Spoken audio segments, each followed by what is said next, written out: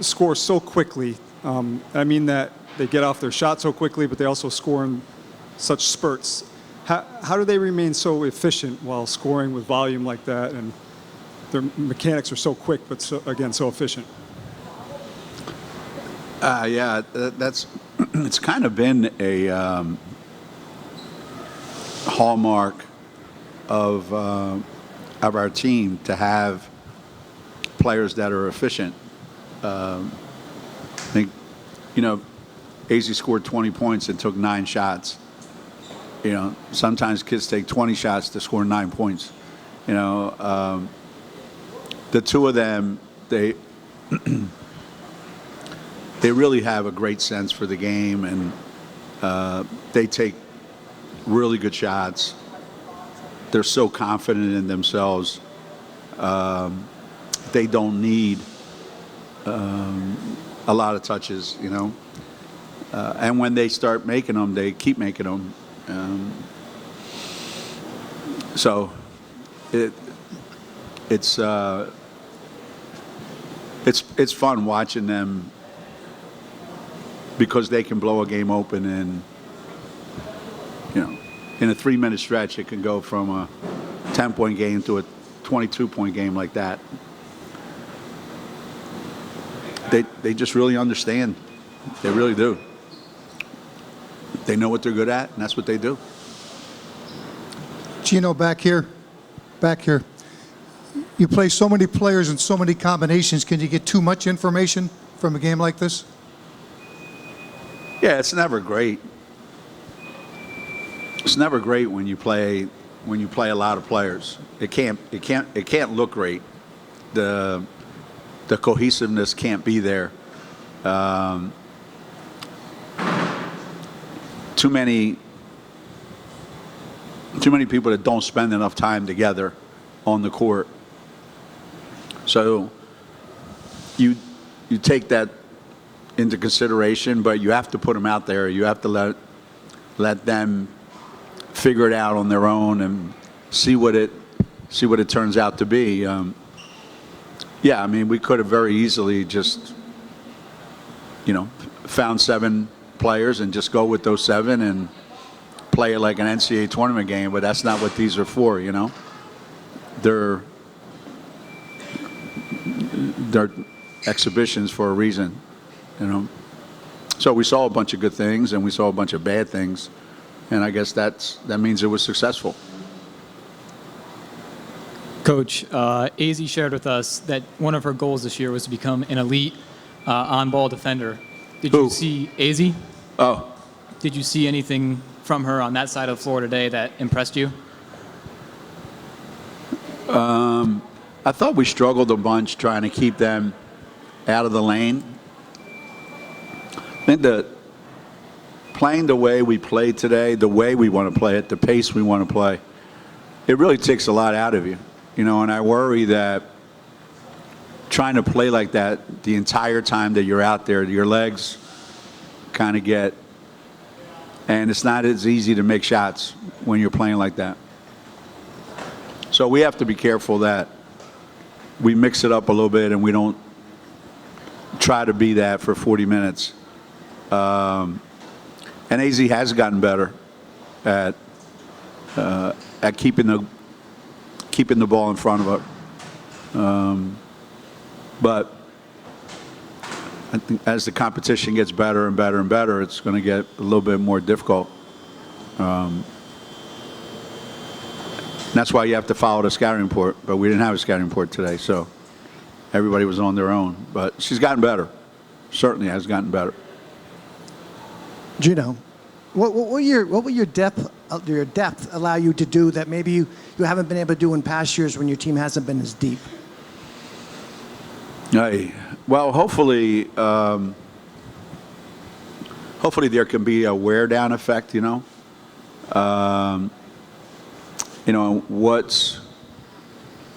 What's considered a really deep team, 8, 9, 10. It's not 15.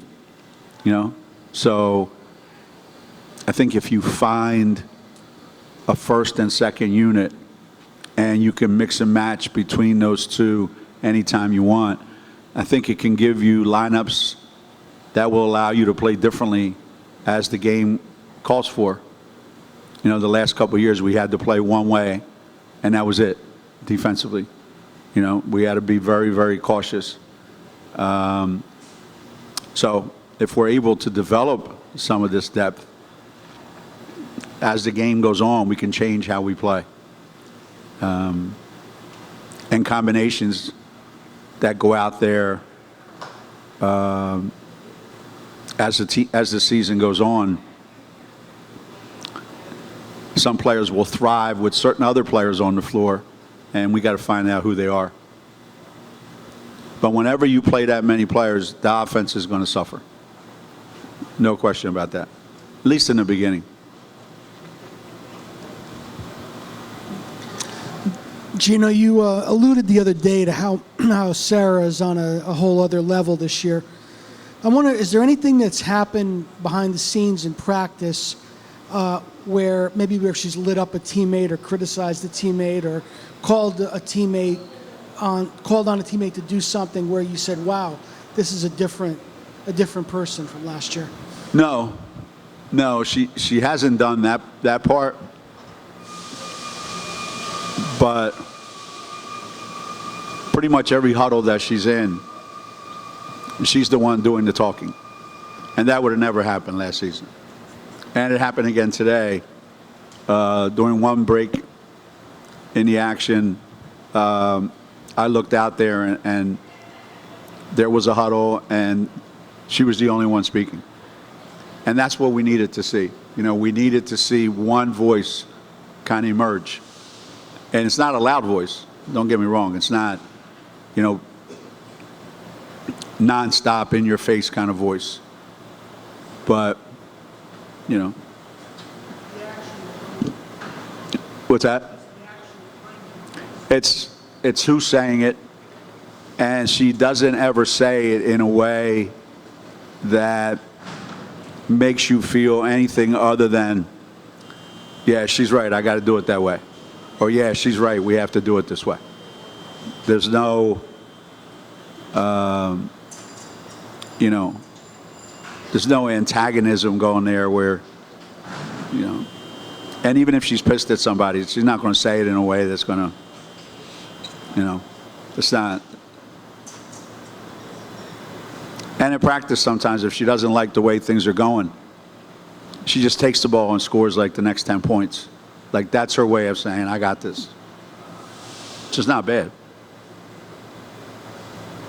I know her stat sheet didn't quite show it, but what did you see from Blanca that impressed you or that you liked from today?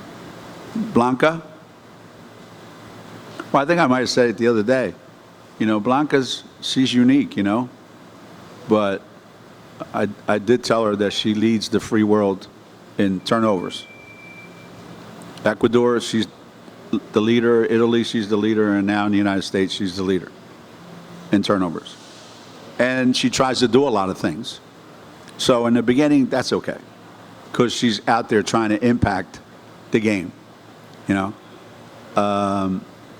And obviously the way they call the game here and the way they call it where she's been playing, two different things. So as she gets more acclimated to this, because she'll throw some passes that no one else can throw. There was a couple of them today. And then she'll throw a couple of passes that no one else should ever throw. So she's an adventure.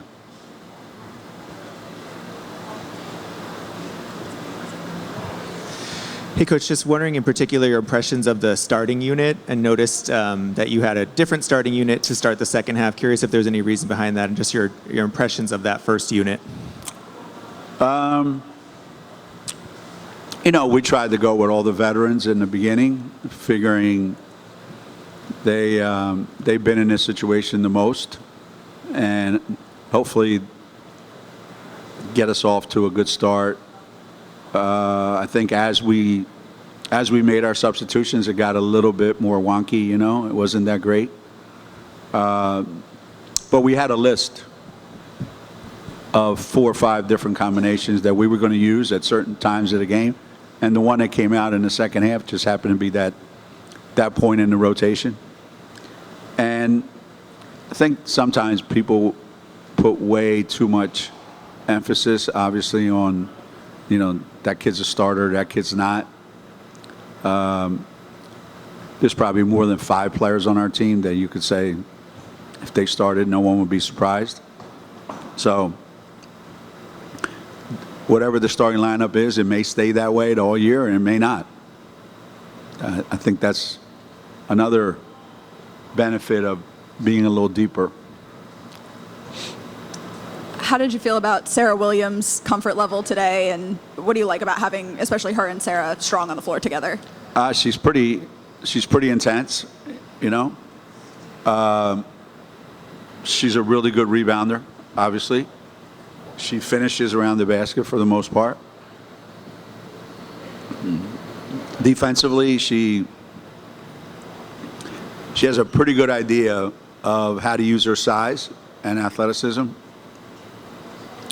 And ever since we started practice 2 weeks ago, she's gotten better and better every day. And she works really well with Sarah Strong.